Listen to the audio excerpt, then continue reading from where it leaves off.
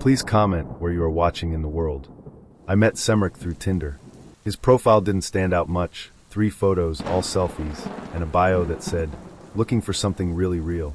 No games, just honesty. Normally, that last bit would have been enough for me to swipe left. Guys who write no games are often the ones who play the most, but I was in a generous mood.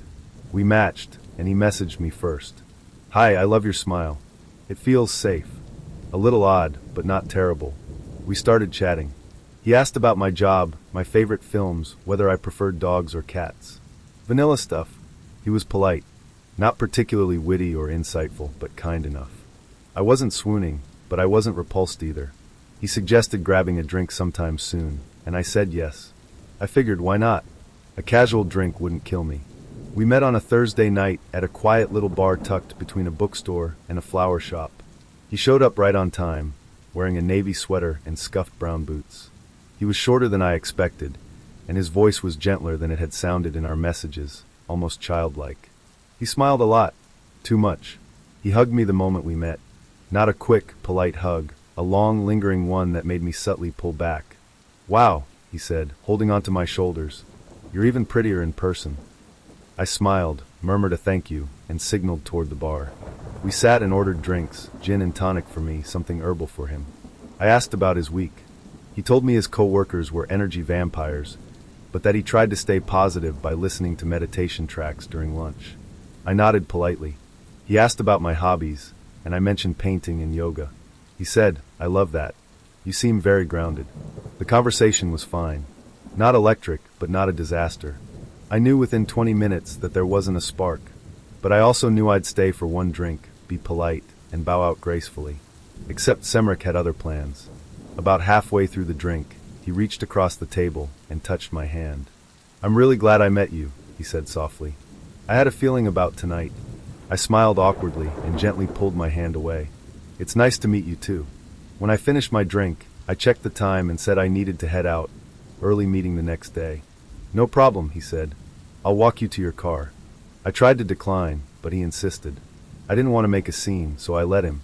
The walk was short, and I made sure to keep a bit of space between us.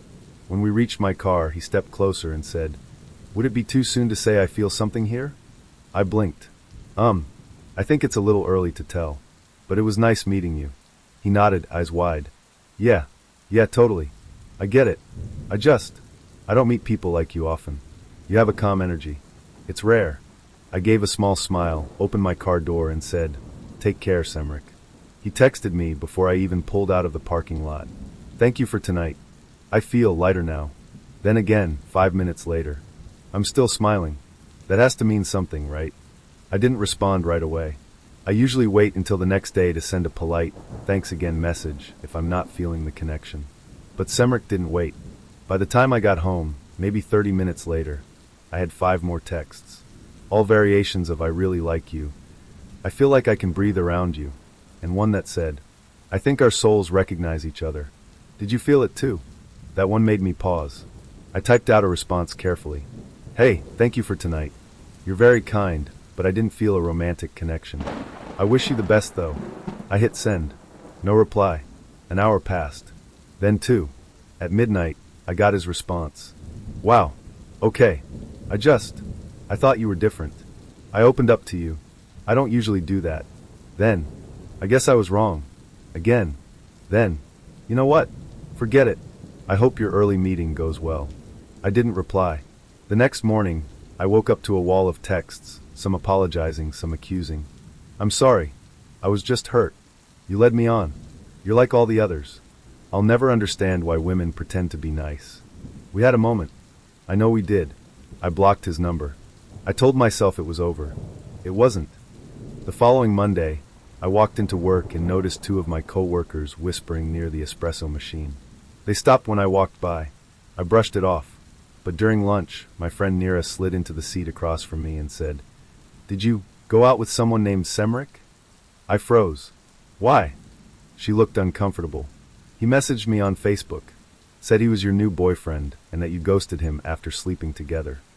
My stomach dropped. What? She showed me the message. It was long, rambling, full of half-truths and lies. He claimed I'd used him, that I was emotionally manipulative, and that he was reaching out to people in her life so they can see the real her. He'd messaged 3 of my coworkers. He even found my cousin on Instagram. I felt like the air had been knocked out of me. I didn't even kiss this man. I tried to stay calm, but inside I was spiraling. I spent the afternoon on edge, waiting for another shoe to drop. That evening I checked my LinkedIn. He'd viewed my profile. Then my Facebook. He'd commented on an old post from months ago with a vague quote. "Some people are great actors." I reported and blocked him everywhere I could think of. Then came the DMs from people I didn't know. "Hey, is it true you slept with that guy and ghosted him? He's saying some wild stuff about you. Just thought you should know." I was humiliated. I felt exposed. I started showing up to work early and leaving late just to avoid running into anyone. I deleted social media apps from my phone. I couldn't focus, couldn't sleep. It had been one drink, one polite evening, one firm but respectful boundary, and this was the fallout. I considered contacting a lawyer, but nothing he'd said was technically illegal. Just cruel, vindictive, designed to chip away at my peace. After a week, the messages stopped, but the damage lingered. I'd bump into someone at work, and I could feel them wondering. I heard whispers. I felt the judgment, even if it wasn't spoken. I couldn't prove anything, but I knew. I knew what he'd planted, and I hated that I had no way to undo it. I started questioning everything. Was I too nice? Should I have left the date earlier? Should I have been colder? Sharper? Less polite? But no, that wasn't the answer. The problem wasn't me. It was him. Semric wasn't heartbroken. He was entitled. He believed kindness was a contract, that a woman's time was a promise. That rejection was betrayal. I was just the latest target of his narrative. Eventually things calmed down. People moved on. Work returned to normal. But I didn't forget, and I haven't been on Tinder since then. It started with a voice, not hers but mine. I'd matched with a woman named Cerelia one late Friday night after a long work week and 2 glasses of wine. Her profile was a mix of contradictions. Photos of her dressed in earth-tone linen standing in a forest, followed by a picture of her in a glittering cocktail dress on a rooftop bar. Her bio read, "Poet, linguist, collector of voices. I believe the throat holds more truth than the eyes." I had no idea what that meant, but I was intrigued. I swiped right. We matched instantly. Her first message came 5 minutes later. "Do you like the sound of your own voice?" It caught me off guard. I reread it 3 times. I had expected a hello, a compliment, maybe a joke. But this? It felt like a test. I replied, "I'm not sure. I've never really thought about it." She sent back, "You should. It's the first instrument you ever learned. Most people forget that." Okay, so she was definitely different. Our conversation unfolded with a rhythm I wasn't used to. She didn't ask what I did for work or where I lived. Instead, she asked about the last time I screamed, whether I sang in the shower, if I'd ever tried to hum underwater. She told me she'd once gone an entire week without speaking, just to see how it would alter her perception of sound. I found her fascinating, though a little intense. We exchanged voice notes instead of texts for most of that weekend. Hers was soft, measured, and deliberate. She spoke like someone reading a bedtime story to a room of strangers, calm but mysterious. I didn't love the sound of my own voice, but she did. "You speak like someone who's always listening for an answer," she said once. "It's beautiful." By Sunday, she asked if I wanted to meet in person. I agreed, though I wasn't sure what I was walking into. She chose the location, a sound bath session hosted in a converted greenhouse on the edge of the city.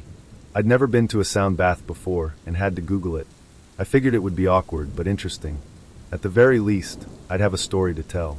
When I arrived, she was waiting outside, dressed in a flowing pewter-colored wrap and barefoot. Her hair was braided down her back in a single long plait, and she wore no makeup, but her skin glowed with the kind of confidence that didn't need accessories.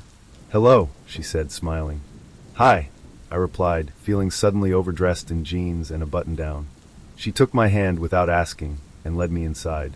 The space was warm and dim, with soft lights scattered among plants and cushions. A woman played a singing bowl in the corner, and somewhere in the back, a wind chime echoed faintly. We lay side by side on yoga mats while the facilitator guided us through sound meditation, bowls, gongs, gentle hums. I didn't know what I was supposed to feel, but I tried to stay open. Afterward, she looked over at me and whispered, "You breathe like someone with a lot of withheld syllables."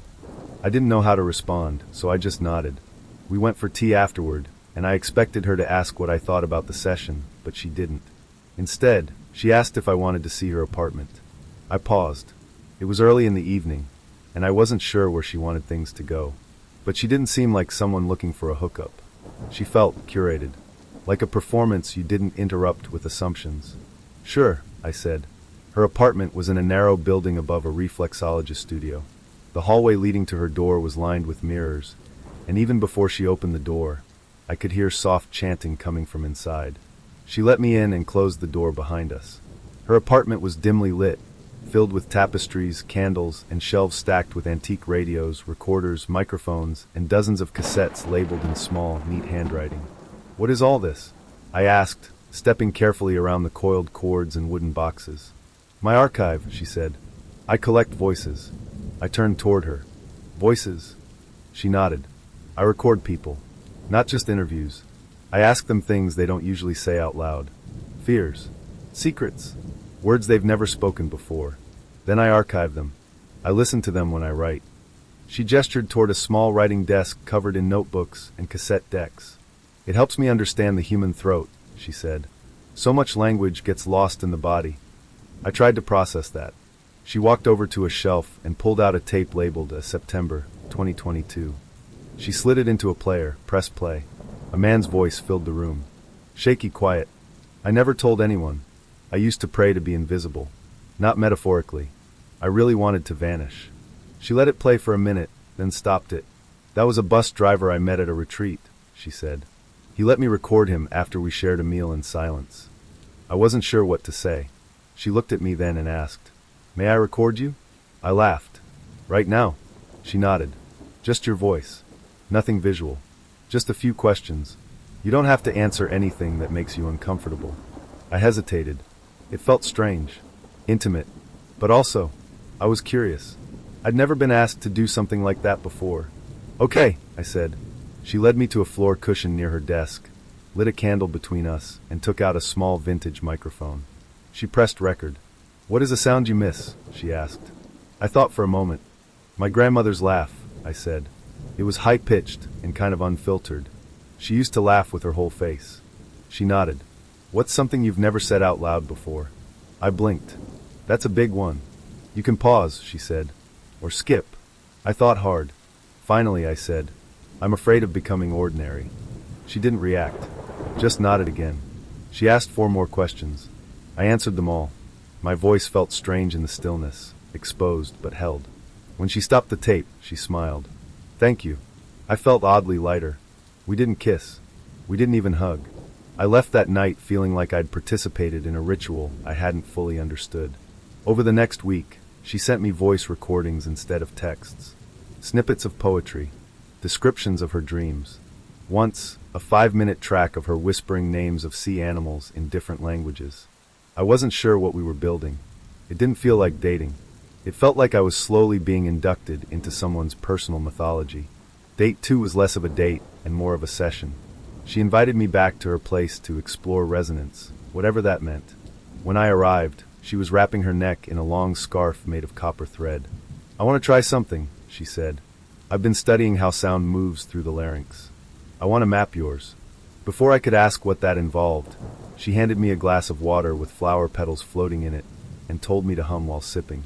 Then she placed her fingers lightly on my throat as I did. Her touch was gentle but clinical.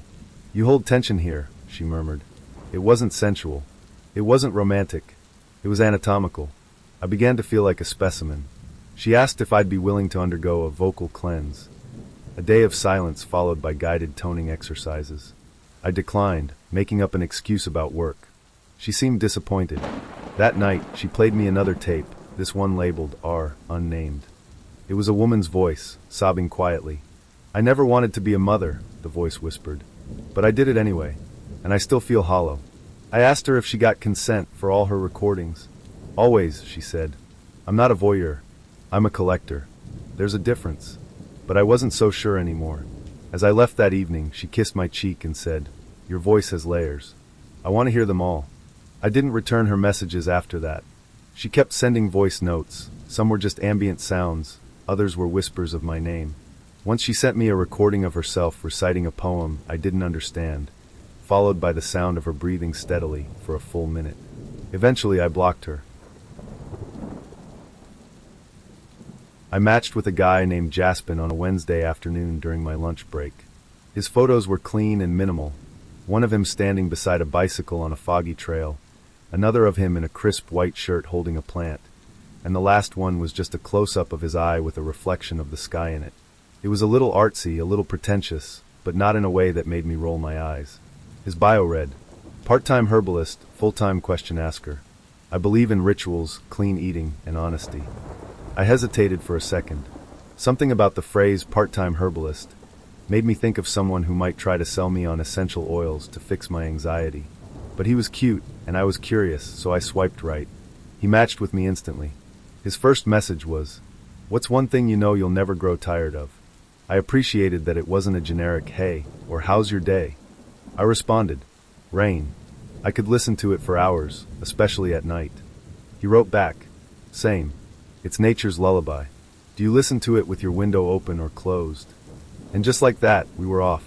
Jaspin was a good conversationalist. He had a poetic way of phrasing things that made even simple topics sound a little more enchanting. He told me he worked at a holistic wellness center part-time, helped manage a local apothecary, and was studying for a certification in nutritional science. He had a calmness to him, like someone who had done a lot of yoga and was very aware of his breath at all times. He talked about balance, energy, the healing power of certain teas. I wasn't sure how much of it I bought into, but I liked how grounded he seemed. We talked for a few days before planning our first date, a walk through the botanical gardens followed by tea at a cafe he recommended. I'd never been to that part of the city before, and I liked the idea of doing something other than sitting across from someone in a dimly lit restaurant, trying to make awkward small talk over overpriced appetizers. He showed up exactly on time, wearing a moss green jacket, a scarf, and a look of serene attentiveness. His voice in person was softer than I expected, almost like a whisper, but his presence was solid. He moved slowly, deliberately, like time bent slightly around him. The date was actually really enjoyable. We walked through the gardens, and he pointed out plants by name, explaining their properties. He told me about mugwort, valerian root, and why he believed basil could help with memory. I listened, intrigued even when I didn't fully understand. When we sat down for tea, he ordered a custom blend, something with hibiscus, cinnamon bark, and rose petals. I ordered a chai. He asked thoughtful questions and listened carefully, nodding and holding eye contact in a way that was intense but not uncomfortable. We ended the date with a hug, and he asked if we could meet again soon. I said yes. Date 2 happened 3 days later. This time, he invited me over to his apartment for dinner. He said he wanted to cook for me, a plant-based meal with intentional ingredients. I was a little hesitant. I don't usually go to someone's home that early in the dating process, but he had given me no red flags so far. He seemed respectful, earnest, and very non-threatening. Plus, I was curious to see what kind of space a person like Jaspin lived in. His apartment was exactly what I expected, and yet somehow weirder. The air smelled like sage and citrus. There were crystals on nearly every surface, clusters of amethyst, smoky quartz, and one massive chunk of rose-colored stone near the entrance. Plants hung from the ceiling, climbed up bookshelves, and spilled from windowsills. The lighting was soft and golden, and there was ambient instrumental music playing softly in the background. "Take off your shoes," he said gently. "Let the floor greet you." Okay, I thought. A little odd, but fine. Dinner was surprisingly good. A mushroom stew with lentils, spiced rice, and a salad with some kind of nut-based dressing. He served everything in mismatched bowls, and we ate on floor cushions at a low wooden table. We talked about childhood dreams, what we thought about when we couldn't sleep, and whether we believed the moon actually affected our moods. I felt comfortable. Not giddy, not butterflies in my stomach excited, just peacefully curious. After dinner, he asked if I wanted to see his personal project. I raised an eyebrow. "What kind of project?" He smiled.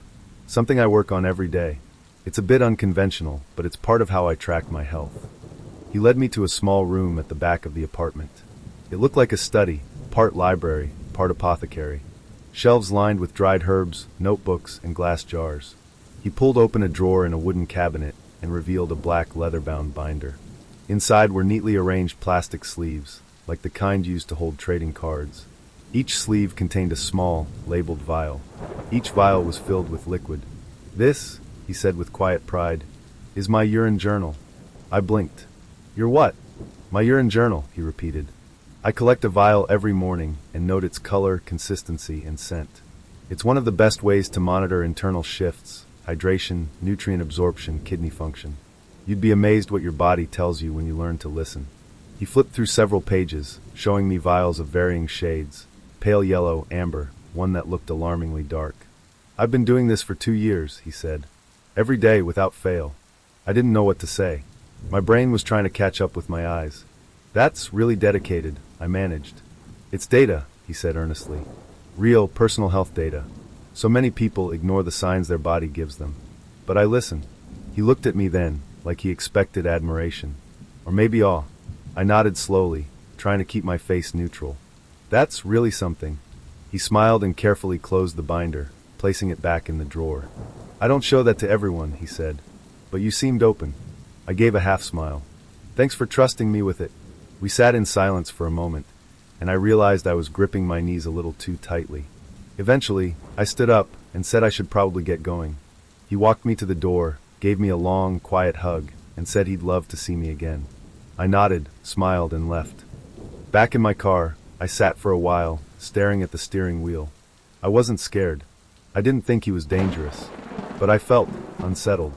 Not just because of the urine journal, though that was definitely a part of it, but because of how normal he made it seem. How comfortable he was sharing something so intensely personal, bordering on medical, as if it were a photo album. I tried to rationalize it. People have weird hobbies. Some people collect taxidermy. Others hoard vintage dolls. Maybe this was just his thing. But the more I thought about it, the more I realized it wasn't just the act, it was the context. He'd shared it not as an odd quirk or as something funny, but as a core part of his identity. He was proud of it. It was something he expected me to admire. And I couldn't. I didn't text him that night. Or the next. He messaged me a few times, gentle check-ins, polite thinking of you notes. I responded briefly, then faded out. I didn't owe him a confrontation. I didn't want to shame him. But I also knew I couldn't date someone who collected bodily fluids like they were rare coins. I met Priya Dravana on Tinder. Her profile was refreshingly simple. Just 3 photos, none of them filtered or taken at strange angles, and a short bio that read, "Food lover." Sarcastic. Probably watching reruns of old cooking shows. I liked that. It had personality without trying too hard. She looked like someone I'd actually get along with, a wide, easy smile in her first photo, holding a bowl of noodles and laughing in the second, and in the third, standing in front of a street mural with her arms crossed like she owned the world. I swiped right. She matched with me that evening. The first few messages were great. She was witty without being snarky, and she had this way of responding that made it feel like we were already in a conversation that had started long before we'd ever met. She replied fast, but not in a clingy way, just enough to keep things moving. We talked about food a lot. Turns out Priya was a bit of a culinary nerd. She could talk for hours about spice levels, fermentation, and why she thought store-bought hummus was a crime against humanity. I joked that I could barely cook pasta without supervision, and she told me she'd teach me, but only if I promised not to put ketchup on it. The first date was easy. Coffee and pastries at a small cafe tucked behind a bookstore. She showed up in a mustard yellow coat, hair piled up in a messy bun, and boots that looked like they'd seen actual hikes. We clicked. Conversation flowed, and I remember thinking, wow, this could actually go somewhere. Over the next few days, we messaged constantly. She sent me pictures of dishes she was cooking, spicy curries, elaborate stews, and one time, a failed attempt at macarons that still looked better than anything I could bake. By the time the second date rolled around, I was excited. Not just nervous, butterflies in your stomach excited, but real, I want to know more about this person excited. That's when she dropped the idea. "So my parents are in town this weekend," she said over text. "They're doing this low-key dinner thing at my place. Would you want to come by?" I blinked at the screen. Parents. Second date. I hesitated. It felt soon. But then again, maybe her family was just casual like that. Maybe this wasn't a big deal. She'd used the words low-key and casual, and I convinced myself it wasn't a formal thing. "Sure," I replied after a moment. "That sounds nice." She sent back a smiley face and a message. "They're excited to meet you." That should have been my first clue, that this wasn't going to be low-key at all. The evening of the dinner, I showed up at her apartment clutching a bottle of wine and a box of gourmet chocolates I'd picked up from a local shop. I wasn't sure if either were appropriate, but they felt safe. Her building was modest but charming. Worn brick, a creaky elevator, and a hallway that smelled faintly of spices and old wood. I rang the bell, and she opened the door almost immediately. She looked stunning. Not like, I'm meeting someone for dinner stunning, more like, I'm going to a fancy film premiere stunning. Her hair was down, styled in soft waves, and she wore a deep green dress that matched her eyes. I suddenly felt underdressed in my button-down and jeans. "Hey," she said, smiling. "Hey," I replied, holding up the wine and chocolates like a peace offering. "I brought these. Hope that's okay." She took them with a laugh. "Perfect. My mom loves dark chocolate. Come in." The apartment was warm, cozy, and filled with the smell of cumin, garlic, and something sweet I couldn't place. Candles flickered on the dining table, which was already set with matching plates, gold-rimmed glasses, and napkins folded into little fans. This didn't feel casual. "Let me introduce you," she said, guiding me into the dining room. Her parents were already seated. Her father, Mr. Dravana, was a tall man with sharp cheekbones, neatly combed silver hair, and eyes that missed nothing. He didn't smile when I entered, just gave me a nod that felt more like a test than a greeting. Her mother, on the other hand, was petite and elegant, with a gaze that could slice through steel. She smiled, but it didn't reach her eyes. "Mom, Dad, this is Isael," Priya said with a soft smile. "The guy I've been telling you about." "Ah," her father said. "So you're the pasta guy." I chuckled nervously. "Guilty." He didn't laugh. I sat down across from them, and almost immediately the questions began. At first, they were standard. Where did I grow up? What do I do for a living? What kind of food do I like? But then they shifted. "What are your long-term career goals?" her father asked, leaning forward. "Well," I said, trying to sound confident. "I work in content strategy for a digital agency, and I'm hoping to move into a senior management role in the next couple of years." He nodded slowly. "And your salary? Is it competitive?" I blinked. Yeah, it's comfortable." He raised an eyebrow. "Comfortable is subjective. Can you be more specific?" I glanced at Priya, hoping for a rescue. She just smiled politely and sipped her drink. "I make enough to support myself well," I said carefully. Her mother jumped in. "And your family? Are they local? What do your parents do?" I answered as honestly as I could. My dad was retired military, my mom a schoolteacher. Good people. Humble roots. Her mother nodded, but I could feel her assessing me, calculating. The questions didn't stop. "Have you ever been in a serious relationship? How long did it last? Why did it end? Where do you see yourself in 5 years? 10. By the time the food was served, an elaborate spread of biryani, paneer, naan, chutneys, I was emotionally exhausted. I tried to compliment the meal, hoping to lighten the mood. "This is incredible," I said. "You're amazing, Priya."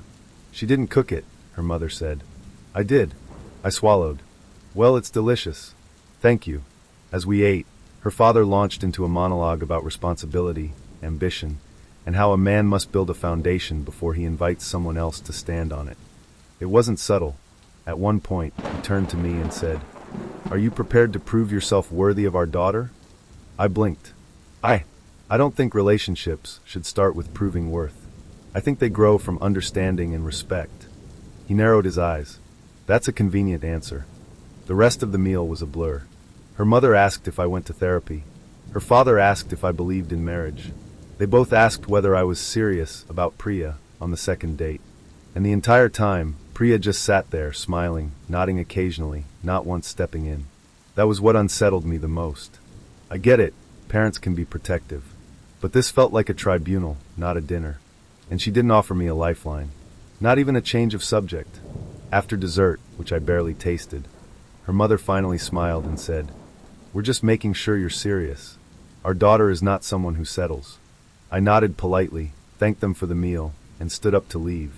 Priya walked me to the door. "You okay?" she asked. I hesitated. That was intense. She smiled. "Yeah, they can be a lot, but they mean well." I wanted to ask why she hadn't said anything, why she let them interrogate me like I was applying for a loan. But I didn't. Instead, I just said, "Thanks for the dinner. Tell them thank you, too." She nodded. I left. I matched with a guy named Kyvan on a Thursday evening, just as I was winding down from a long day of work. I remember the moment clearly, not because of anything particularly special he said, but because I was lying on my couch in mismatched pajamas, scrolling through Tinder out of boredom. His profile stood out in a way I couldn't quite explain.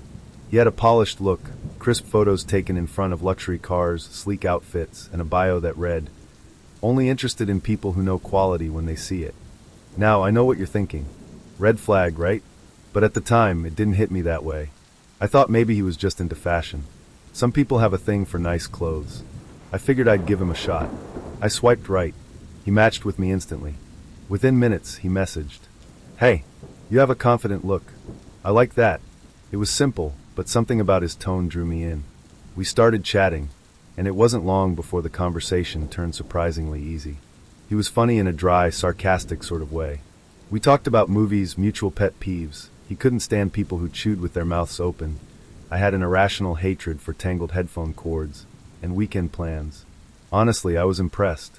He was articulate, attentive, and didn't bombard me with emojis or weird compliments. By the third day, I was genuinely looking forward to his messages. There was a cadence to them, a rhythm. He'd say something clever, I'd volley back, and it would go on for hours.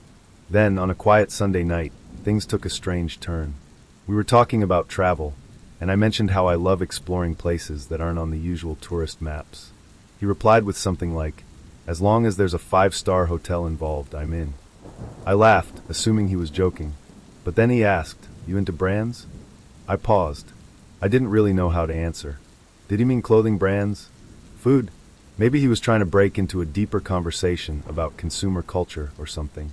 I replied, "Not really. I mean, I like stuff that looks good and feels right, but I'm not obsessed with names." That's when everything shifted. He replied, "Oh, so you're basic?" At first, I thought he was teasing. I even laughed and said, "Wow, harsh." But he didn't laugh. He doubled down. "I just don't vibe with people who don't understand the value of high-end things," he wrote. "There's a reason luxury exists. It separates the ones who get it from the ones who don't." I blinked at the screen. Was this a joke?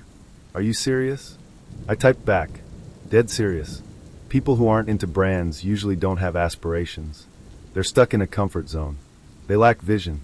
I stared at my phone, suddenly feeling like I was on a completely different wavelength than the guy I'd been chatting with all weekend. I tried to explain myself. I'm not against nice things. I just don't think they define a person. I value comfort, function, and authenticity. That doesn't mean I lack ambition. His reply was nearly immediate. Sounds like something someone who shops at department stores would say. I felt my face flush, part embarrassment, part disbelief. This wasn't banter anymore. This was condescension. I tried to steer the conversation back onto neutral ground, but he wasn't having it. He went on about how his last girlfriend got it, how she dressed like a woman should, and how people who didn't care about appearances were destined to stay average. Every sentence felt like a subtle, and then not so subtle, insult. He said things like, "If you don't care about luxury, what do you even work for?" And, "You're probably still using an iPhone that's 3 models old, huh?" I should have just ended it there. I knew I should have. But part of me wanted to understand how someone so seemingly composed a day ago could unravel into this arrogant stranger. I replied carefully, "Look, I don't think we see life the same way. That's okay, but I don't think this is a match." He laughed, actually typed out, "LOL. Of course. You're not ready for someone like me." That was the last message I received from him. No attempt to clarify. No apology. Just that smug dismissal. I sat there for a while, stunned. I wasn't even hurt as much as I was confused. Who was this guy? And how had I missed the signs? I told a few friends about it. Some of them were outraged on my behalf. Others laughed and said I dodged a bullet. One of them said, "He sounds like the human version of a receipt from a luxury store, neat, expensive looking, but completely impersonal." That one stuck with me, because the truth is, Kyvan wasn't just into brands. He was consumed by them. Obsessed. Worshipful. He built his entire identity around labels, and if you didn't fit into that glossy narrative, you were unworthy. Invisible. It made me think about how easy it is to get drawn into people's curated images. His profile was sleek, sure, but it was also hollow. There was no real substance behind the designer watch and tailored jacket. Just insecurity wrapped in Gucci. Over the next few weeks, I couldn't stop thinking about it. Not him, but the way it made me feel. For a moment, I had doubted myself, questioned whether I was enough, whether liking thrift shops and secondhand bookstores made me small or unworthy. But then I remembered, value isn't determined by logos. It's in the way you make someone feel seen, in the way you carry yourself when no one's watching, in the way you treat people who have nothing to offer you but their honesty. Kaivan didn't see that, but I do. Now, whenever someone asks about my worst Tinder experience, I tell them about the guy who thought wearing Balenciaga made him better than everyone else, and how I realized, one superficial conversation at a time, that the most expensive thing in the world is time, and I wasn't about to waste any more of mine on someone who couldn't see past a price tag. Lesson learned. And no, I didn't upgrade my iPhone. It still works just fine.